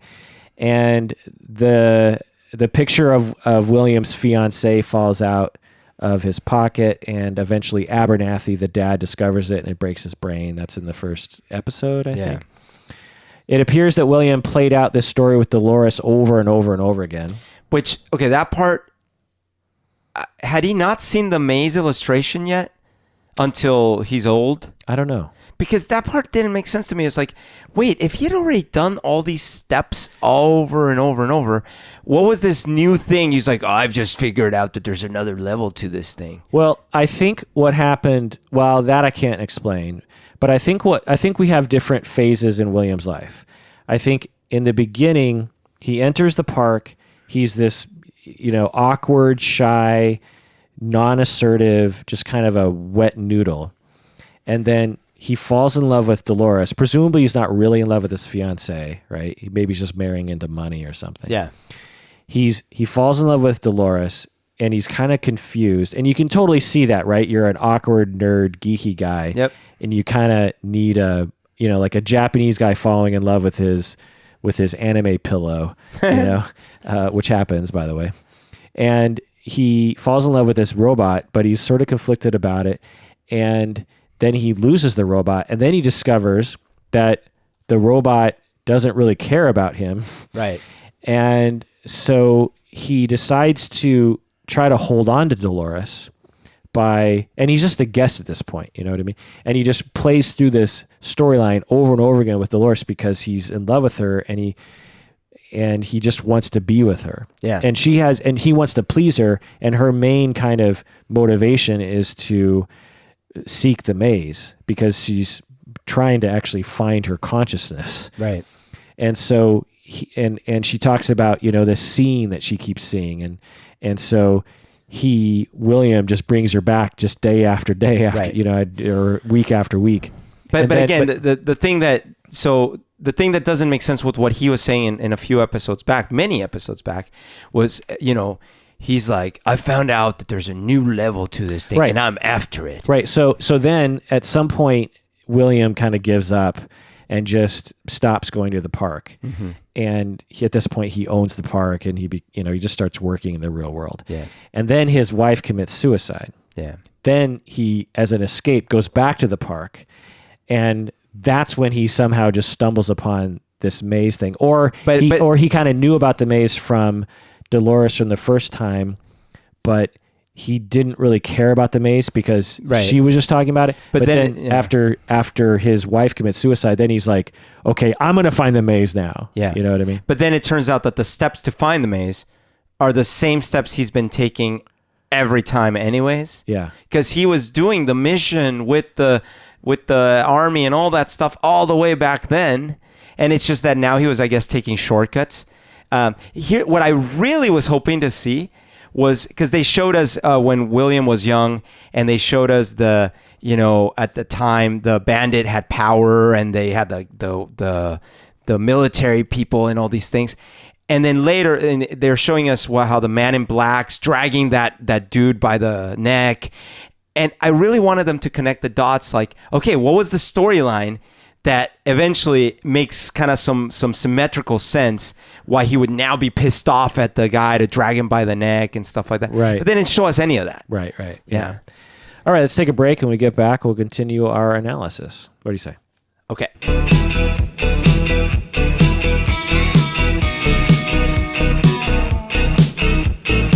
All right, we're back. So then after William...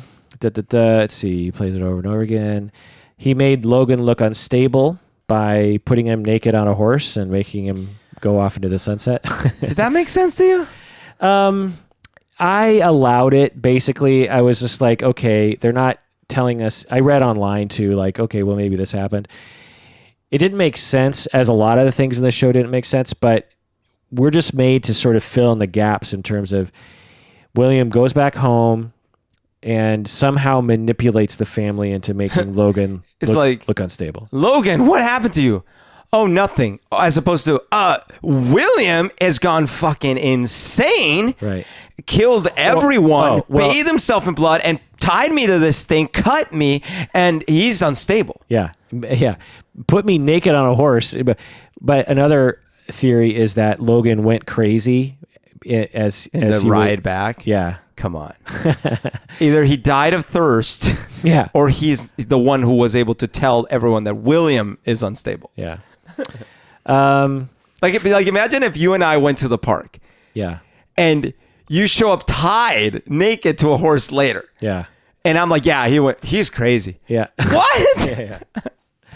Yeah, a lot of that stuff was, really annoying to me. That Logan's character, whenever he was on screen, I was just like, oh, God. Ford creates Bernard in Arnold's image about 10 years prior to the present day of the show. Ford watches as the robots gain consciousness. Ford makes Dolores suffer over and over again. The Man in Black makes her suffer over and over again to create that final stage of consciousness.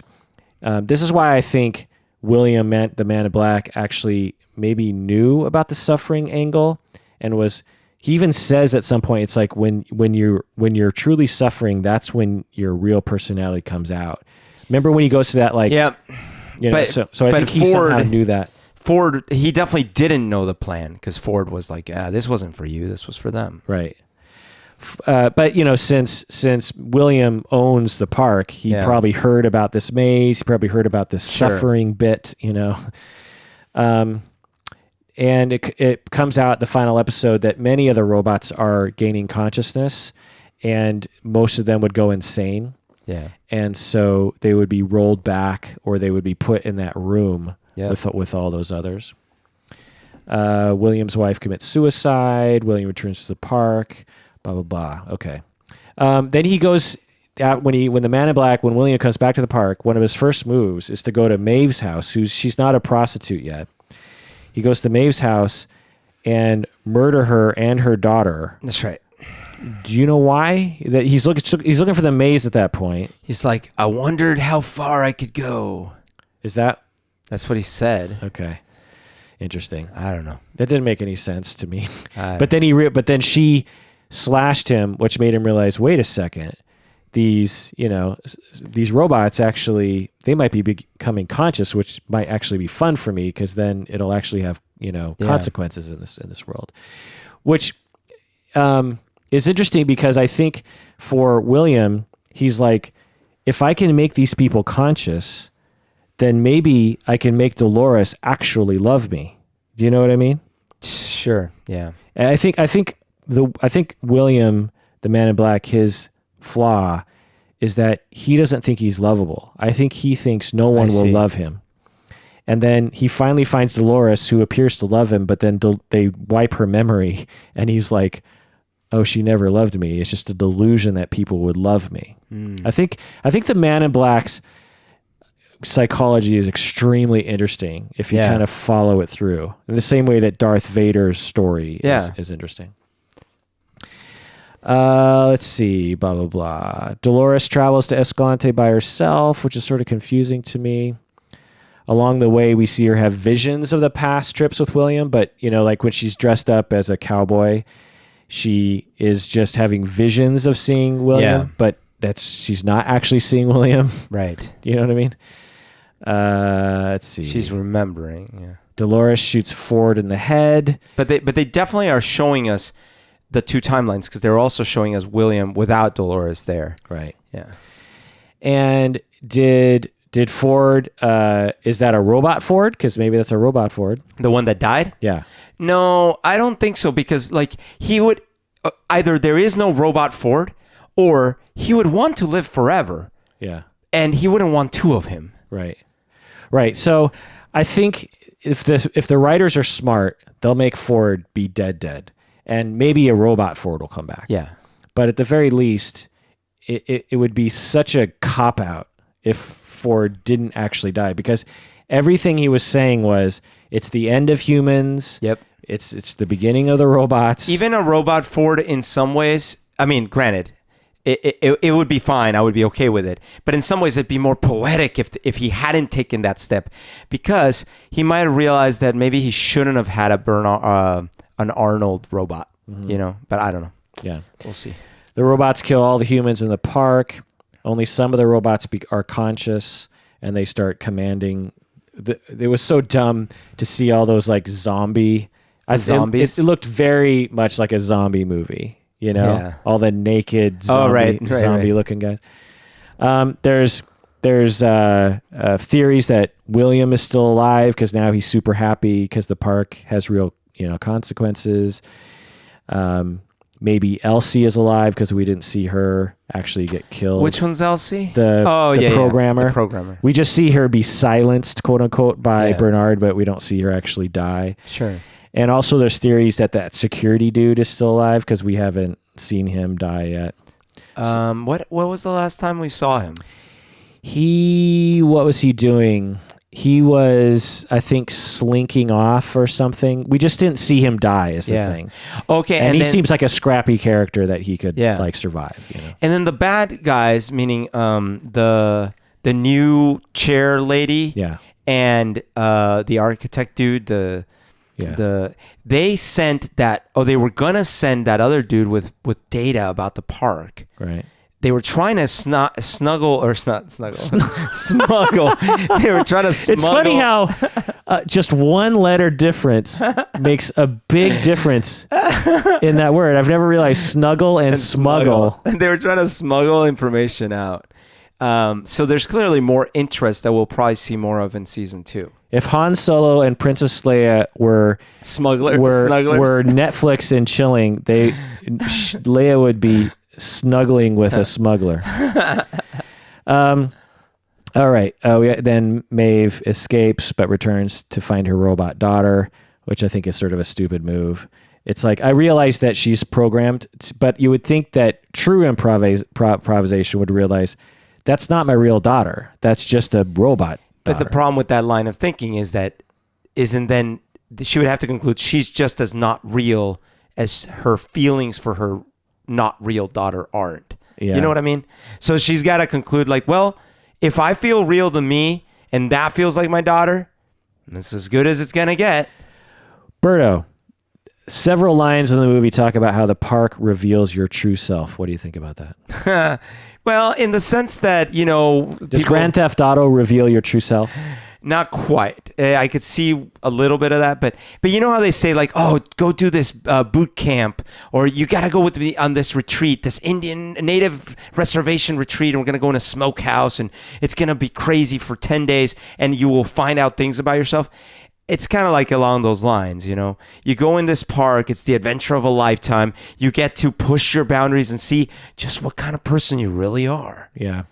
Yeah, I think it's silly because in my philosophy of humans is there is no such thing as a true self.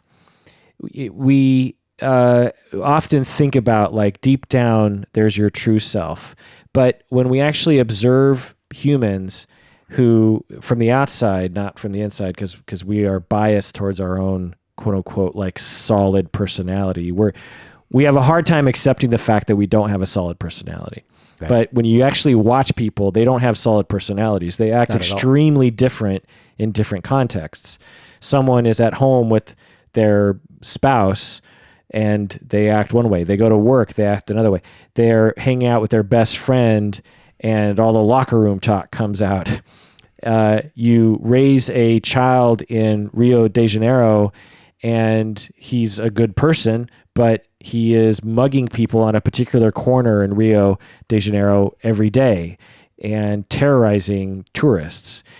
A Native American man taking part, 400 years ago in the massacre of a village of English settlers, is this Native American man who is massacring women and children and men, is he a psychopathic killer, or is it contextual? Is he upset that these people are invading his land, or the reverse? You have some Englishman who massacres a Native American village. Right. Are these people terrible people? What they're doing is terrible, but we can't nail down someone's true self. Right. Well, and in fact, let's say you have Johnny goes into the park and we watch what Johnny does, and Johnny starts raping someone. Right. You're like, we found Johnny's true self. He's a rapist. Right. And it's like, whoa. Okay, I could see how this looks bad, but I've never raped anyone in the quote-unquote real world. And I never wanted to. And I never want to. Because I know here, these are just robots. Right. And they don't have any consciousness. And then you could have a debate about it, but at the same time, have you really found his real self? Right. Exactly. And so true self is not a real thing. And when you enter the context of a park that everyone believes and has decided that these robots are not conscious and they don't have real feelings and they won't even remember if bad things happen to them, very similar to Grand Theft Auto. Yeah. If you were playing Grand Theft Auto and you were driving your car and you accidentally took a corner too fast and ran over a couple pedestrians, would you feel terrible about yourself? Oh my God, please tell me you've never done that. You probably just continue driving down the street, right? Does that make you a callous, terrible, immoral person? Well, it's just another level to this park. Is you walk in the park and you realize, okay, all the robots, they're not going to remember these bad things. They're programmed to act like they care, but they don't. In the same way that Grand Theft Auto, you have these avatars walking, or these, I don't know what you call them, but people walking around. They're supposed to react to things. When you bump into them, they get angry and they yell at you, or they go, ah, or, they try to defend themselves. They're not just like a pixel. They actually try to make them act like actual humans would in that situation. What I would say is that the park's claim could be, well, yeah, but see, philosophically, one could argue that you are really killing real people, even in the backwards 50-year ago Grand Theft Auto.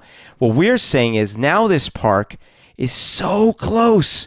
It's so close to full reality that if you're still doing certain things, then maybe you really are one way or another. Yeah. And I would say that everyone has a desire to destroy things. It's a human nature of having power. Everyone likes to have power.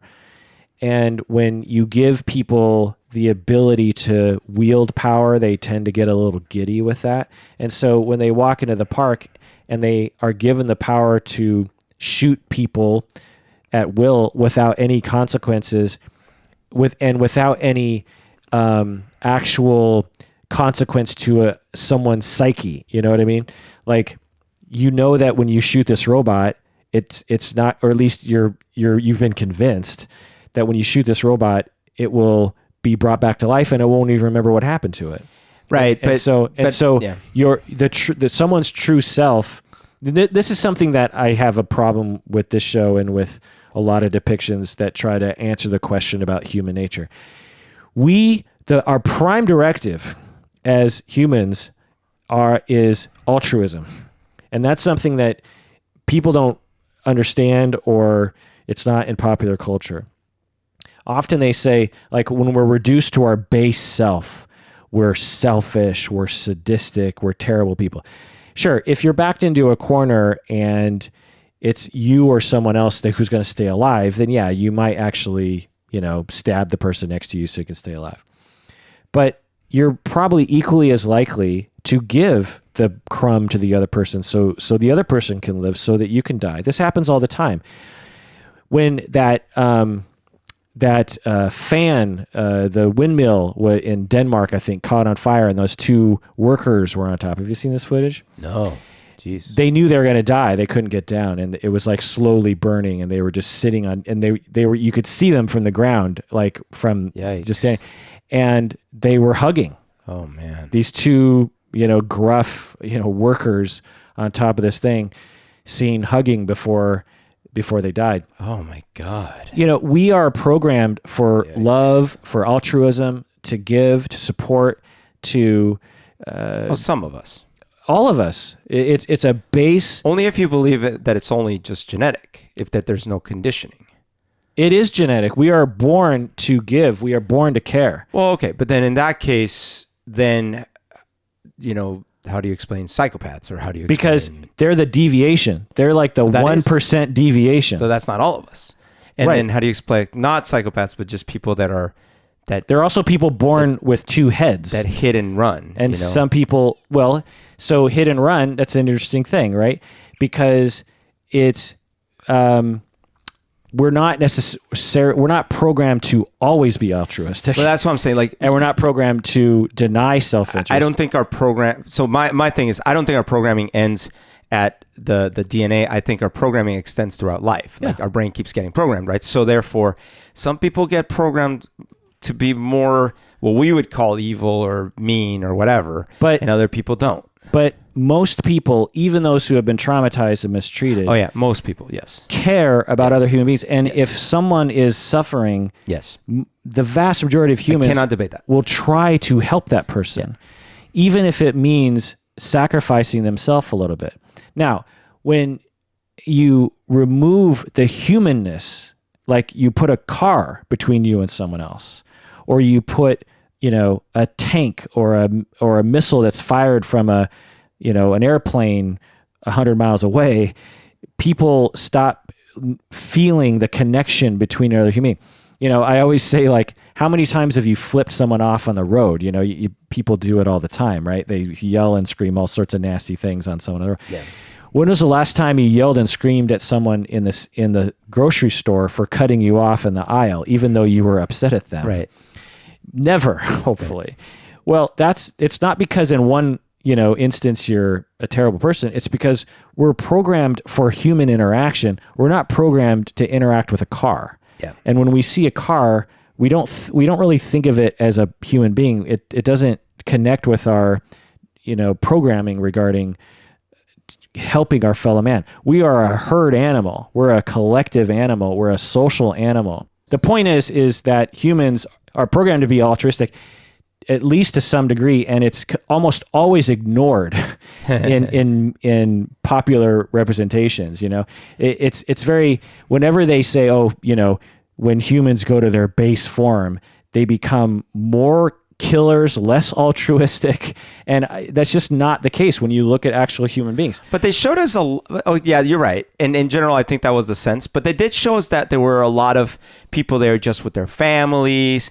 They were there just for fun. They weren't. Yeah, but when they showed regular people in the park, they were just running around killing everyone and like stomping on things and having sex. And what they didn't show enough of, I thought, was people actually trying to help. Yeah. You know what I mean? They showed it a little bit in William in that he fell in love with Dolores and wanted to help her. But because, by the way, so the assumption that people, and I think this is to your point, just because they know that they're robots, well, listen, people know that dogs are dogs. People know that slugs are slugs. There are people that have like a pet ant farm, and if you destroy that ant farm, trust me, they will be traumatized and devastated. Right. Because we're programmed for altruism. Yeah. When I was a kid in the 70s, there was a thing called a pet rock. Yeah, pet rocks. I had a pet rock. It came in a little box, and it had a little bit of like some bedding, and there was a rock in this box, and I carried around my pet rock, and I imbued this rock with a personality, and I cared about it. And if someone picked it up and threw it, I would have been upset. That proves we can even be altruistic to a rock. And so people walking into this park, at least some of them, would be extremely altruistic toward the robots and wouldn't want to hurt them. And might even defend them. And defend them against the other humans. Yeah. It's like, you can't shoot that guy. You're not gonna, Yeah. And so, anyway. All right, what's the final word on Westworld, Berto? I mean, I think that in the end, I will definitely watch season 2. I think the finale made it so that overall the whole was entertaining. And since the visuals and music and the overall concept of it was interesting, I give it a 7 probably. And I would definitely watch the second season. I give it a 5, mostly based on the premise and the cinematography and direction. I give it not more than that because of how annoying the episodes were from 2 to 9. And I have a feeling that the second season is going to be a lot better. Because I have a feeling that J.J. Abrams is going to be like, okay, dudes, you didn't make anyone care about your characters. J.J. Abrams, when he is at his best, he knows how to make you care about a character. Yeah, I just don't know how involved he was in this, and maybe he needs to get more involved. I think he needs to get more involved and really make you care. Because you need to care about a character in order for you to be compelled to watch it again. That's right. And so I'm a little surprised that it's so far out. You'd think you'd want to capitalize on the popularity, because by the time it comes out in 2018, most of us are going to have forgotten. Totally. And this is one of those stories where you have to remember some details, And you were saying, about them just showing Samurai World. Yeah, but they have to have some of the characters, like you have to have, because. But like True Detective, they just pick up with a completely different story, and Fargo is, it's loosely connected. But what I think would be boring is if okay. They had to nuke that whole thing, and now the new part, they're also trying to gain consciousness. Oh, what? No, it'd be a different story. It would be like some other different story. But the only story is them gaining consciousness. I think there's other stories you could make. But that'd be a different show. Yeah. Well, have you seen Fargo? No. It's a similar thing. Like they have 2 seasons. They're only loosely connected, and in most respects, they're basically not connected, and they're very different storylines. I would only care if they did it in the way that Asimov explored different aspects of robotics, right? But they've centered around consciousness. Let's brainstorm and see if So let's say you make it in Samurai World, and maybe one of the robots like Maeve or Dolores has snuck into the Samurai World lot and is like hiding and in a disguise and is like a ruthless samurai killer with a mask on. And her mission is to kill all humans and like free you're making a face. I don't even know. Well, where do you go with the story now? Yeah, now I'm not even excited for season 2. Because where you go with the story now is William is perhaps in a park that has completely gone off script. Listen, William barely survived the uprising because he like played dead or something. Assuming he's a human, he kind of played dead, and then they healed him because they did bring in eventually the army. They put down most of those robots. A couple of them escaped. Yeah, maybe Maeve, maybe what's her name, and. You're right. They had to make their way to like the other park. I like the idea that they're hiding in Samurai World. That's cool. Here's the catch, though.